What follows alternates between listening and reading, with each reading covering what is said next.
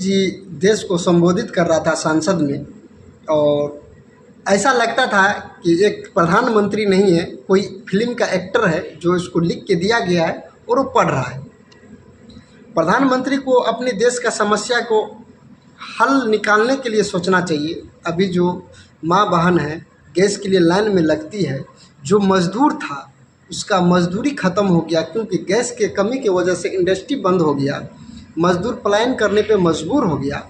और प्रधानमंत्री देश को संबोधित करते हुए कह रहा है कि मिडिल ईस्ट में तनाव के कारण हमारे देश में संकट आ पड़ी है और क्या चीज़ की आपूर्ति नहीं हो पा रही उसके बारे में हरदीप सिंह बताएंगे और जयशंकर साहब जी बताएंगे।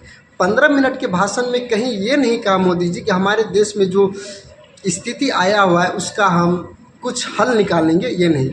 जिस दिन हमारे प्रधानमंत्री को हमारे देश के लिए पेट्रोल और गैस स्टोर करने की ज़रूरत था, उस दिन हमारे देश के प्रधानमंत्री इजराइल के पास जाके मीटिंग कर रहा था और अमेरिका के साथ ट्रेड डील साइन कर रहा था। विश्व का सबसे कमज़ोर प्रधानमंत्री अगर किसी को माना जाता है तो नरेंद्र मोदी को इसलिए माना जाता है क्योंकि अमेरिका के सामने झुक जाता है। एक ईरान को देख लो, अमेरिका के सामने झुका नहीं, जंग लड़ रहा है।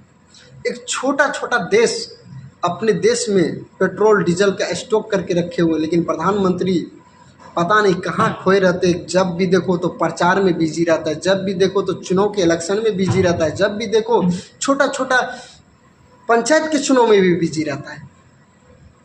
तो हम लोग प्रधानमंत्री चुने हैं कि एक एक्टर चुने हैं जो उसको लिख के दिया जाता है, सांसद में आके एकदम मुंह बना के एकदम बोल के चला जाता है।